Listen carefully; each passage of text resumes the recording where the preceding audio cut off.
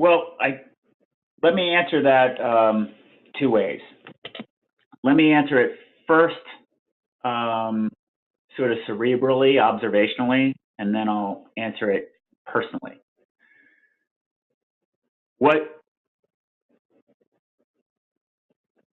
What's occurring is the landscape of our economy is fundamentally changing. And I know you've probably heard that a million times, but what exactly does it mean? It's the reality that says we can literally make value out of nothing today. And to me, the thing that really drives that home is in 2009, Uber didn't exist. Like, that's when it was founded. So I was comfortable getting cabs. 2009 is not that long ago.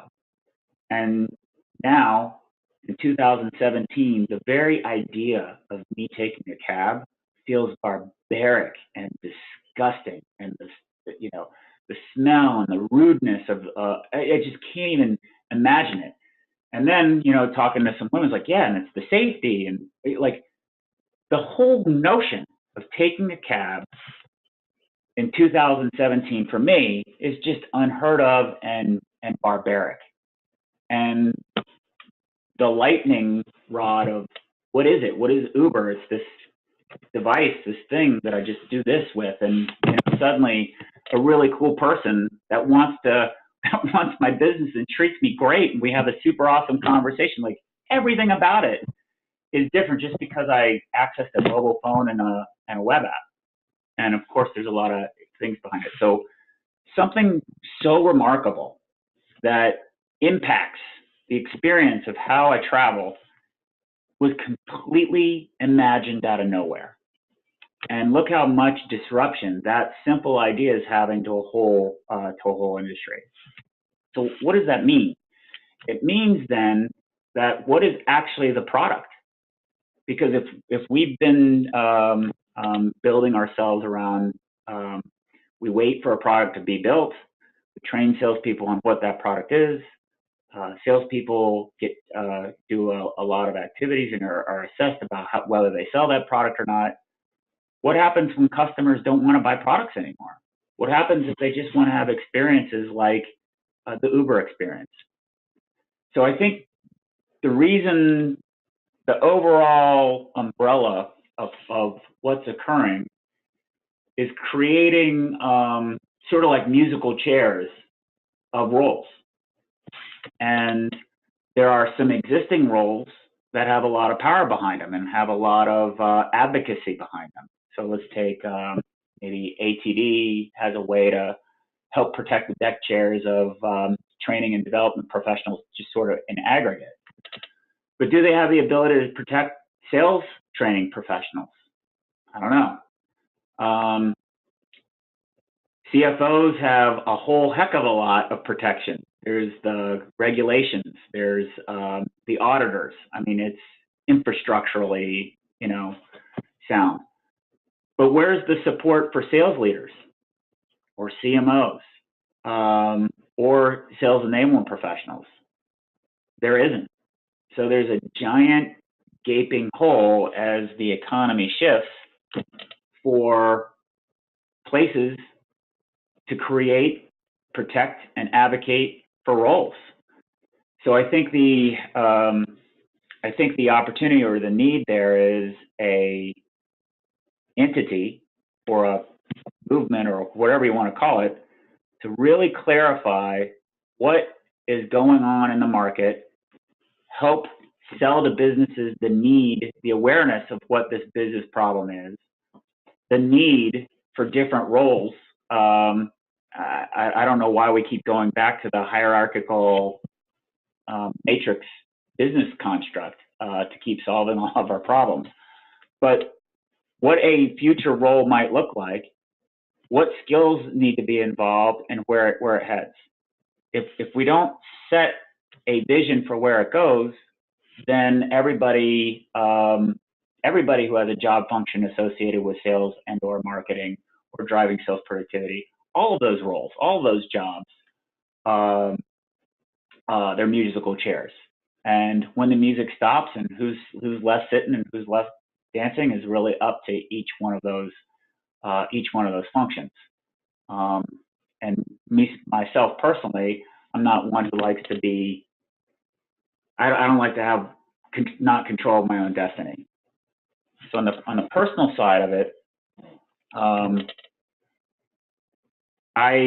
in my career, I had a lot of success as a sales enablement practitioner, building a strategic program where we transformed the sales force, improved the sales cycle, or decreased the sales cycle time 33%, improved our win rates by 25%, and the big one was improved our average transaction size by 56%.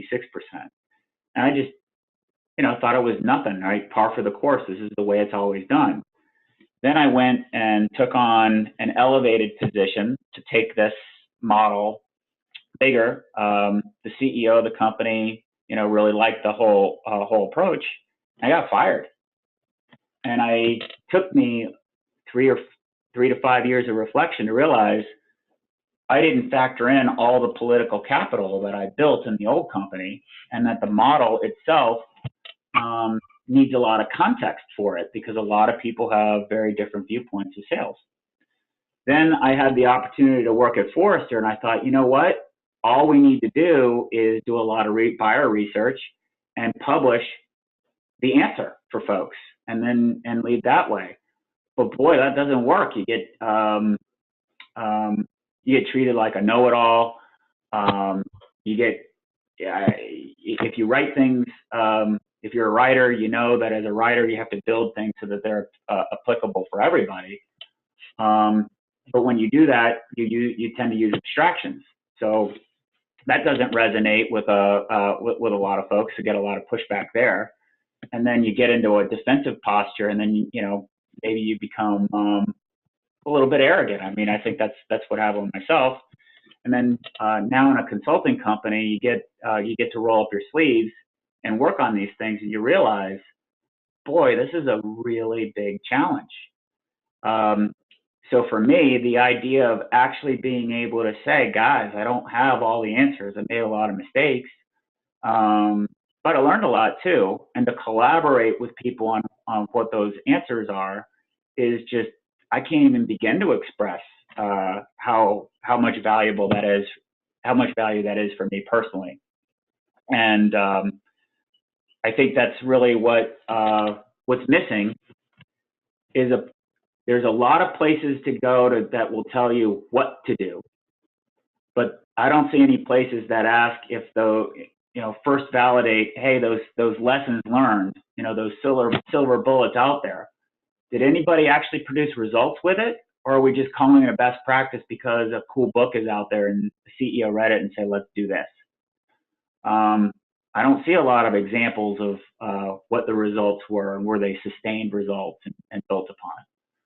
I don't really see a lot of changes to organizational structures and comparisons of those, and an honest sort of good old-fashioned scientific analysis of let's observe, let's come up with a good hypothesis, let's test that hypothesis, let's examine it, let's experiment together. I don't really see that either, and I think that's needed. And I think what's also needed is a place, a safe place that you can go to experiment. And the thing that really resonates with me on this is being one of the people. So whether it's IDC or whether it's Forrester, you can have a debate about that. But regardless of the debate, in 2008, sales enablement was defined. We're in 2017, CEB, which is now Gartner, came out with another definition of sales enablement. And we have a lot of people in our group who just say, well, for me, sales enablement is this and that. And that's 9 years of debating what the hell it is. And in 1961, JFK went to Congress.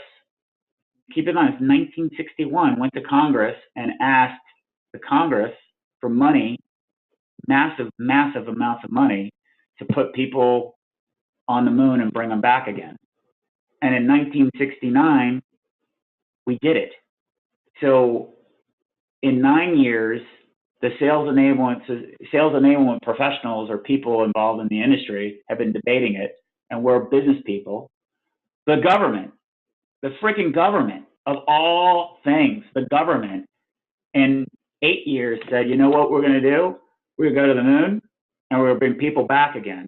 And no one had any idea in 1961 how to go to the moon.